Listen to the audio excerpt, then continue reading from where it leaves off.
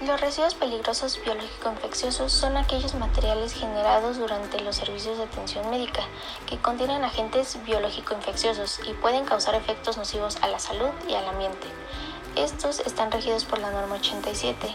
Sin embargo, al generar un cambio, actualmente ya no se consideran algunos agentes infecciosos, tales como las torundas y gasas de sangre o manchadas de sangre seca, material de vidrio utilizado en laboratorio, muestras de orina y excremento para análisis de laboratorio y tejidos o partes del cuerpo en formol.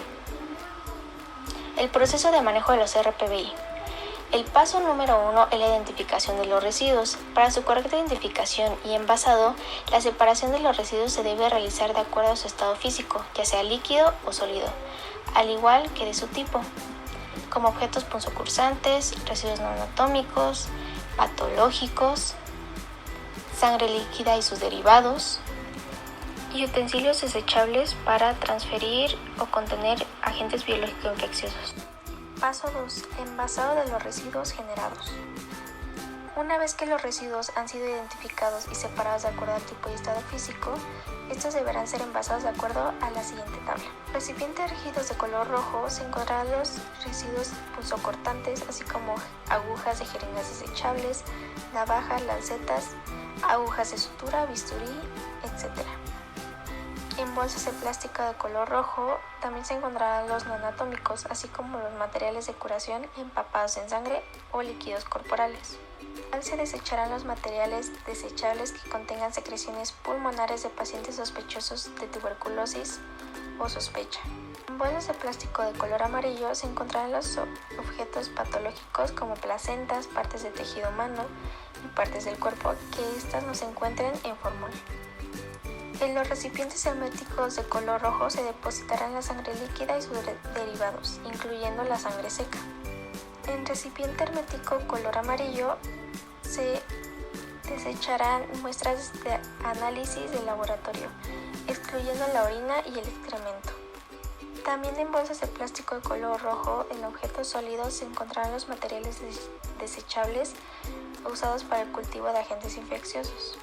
Y finalmente, en el recipiente hermético de color rojo se encontrarán los fluidos corporales, incluyendo el sinovial, pericardio, pleural, cefalorraquídeo y peritoneal. Almacenamiento temporal. Para evitar que los RPBI se mezclen con la basura común, se debe preestablecer un sitio para el almacenamiento temporal de estos mismos, ya que deben de almacenarse en contenedores con tapa y permanecer cerrados todo el tiempo. No debe de haber residuos tirados en los alrededores de los contenedores. Es importante que el área de almacenamiento esté claramente señalizado y que los contenedores claramente identificados según el tipo de residuo que contengan.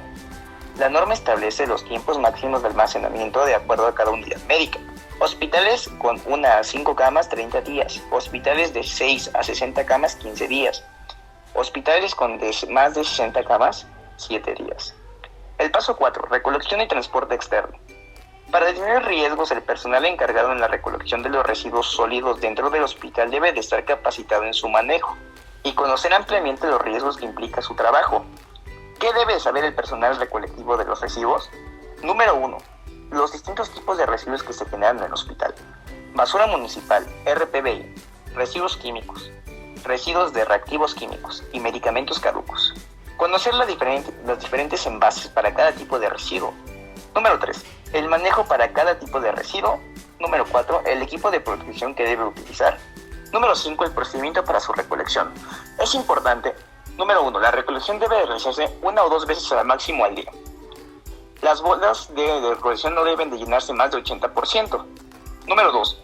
No se deben comprimir las bolsas. Número 3. Cerrar las bolsas con un mecanismo de amarre seguro para que esto evite que los residuos se salgan. Número 4.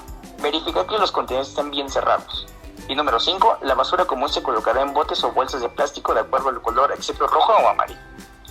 El transporte de estos mismos implicará muchos riesgos para el personal, así como para los pacientes. Por lo tanto, debe de existir una ruta preestablecida para trasladar los residuos en forma segura, rápida, desde el área de generadoras hasta el área de almacenamiento temporal, evitando pasar por salas de espera o en horarios de comida de pacientes.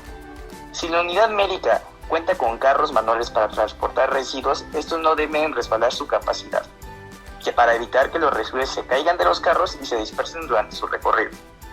Los correos manuales de transporte de residuos se lavarán diario con agua y con jabón para garantizar condiciones higiénicas.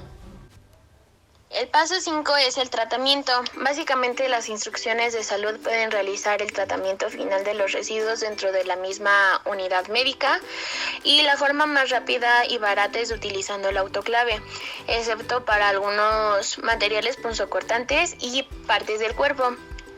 Y para lograr la desinfección se colocan bolsas rojas resistentes al calor húmedo y tienen que estar perfectamente cerradas. Y en el autoclave tienen que estar a 121 grados centígrados con 15 libras de presión durante 30 minutos. Y en este caso las cajas de Petri, desechables y otros dispositivos de plásticos utilizados en laboratorio quedan irreconocibles prácticamente porque pues se deshacen. Y una vez estériles e irreconocibles se pueden tirar a la basura pues normal. El autoclave es utilizada normalmente para el tratamiento de los RPBIs que no pueden ser utilizadas para esterilizar otros instrumentos médicos, por lo que se recomienda ubicar un sitio especial para instalar el autoclave solo para tratamiento de esos residuos y como sugerencia es colocarlo dentro del mismo almacén temporal que se le da exclusivamente al RPBI. Y en caso de no contar con un autoclave, se deben almacenar temporalmente de los límites del tiempo mencionados anteriormente para que se recolecten posteriormente por el servicio especializado. El paso 6 es la disposición final. Los RPBIs que se hayan sido tratados podrán disponerse en los camiones recolectores de basura común, mientras que los RPBIs sin tratamiento se deben enviar a empresas recolectadas autorizadas. Y algunas consideraciones especiales que se tienen que hacer sobre los instrumentos punzocortantes son residuos punzocortantes que han estado en contacto con los humanos o animales o muestras biológicas durante los diagnósticos y tratamientos. Únicamente son los tubos capilares, las navajas, lancetas, bisturís y estiletes de catéter. Y también se recomienda que los contenedores se coloquen aproximadamente 1,5 metros de la distancia donde se esté llevando a cabo el procedimiento por el cual se generen estos residuos. Y para evitar piquetes accidentales, las agujas deben desecharse sin capuchas y durante las campañas de vacunación se deberá llevar siempre un contenedor rígido que tiene que tener la frase de material punzocortante RPBI o utilizar las cajas de cartón incineradoras de las agujas.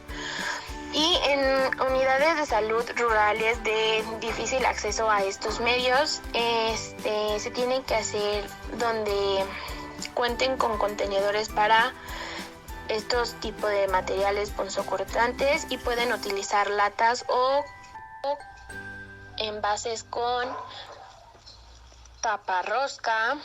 Y esta tiene que tener una capacidad de 2 kilos y no se tiene que llenar hasta un 80% de su capacidad y tiene que tener la leyenda de residuo peligroso biológico infeccioso punzocortante. Posteriormente la tapa se tiene que sellar con cinta adhesiva para evitar derrames o que esta misma se llegue a salir.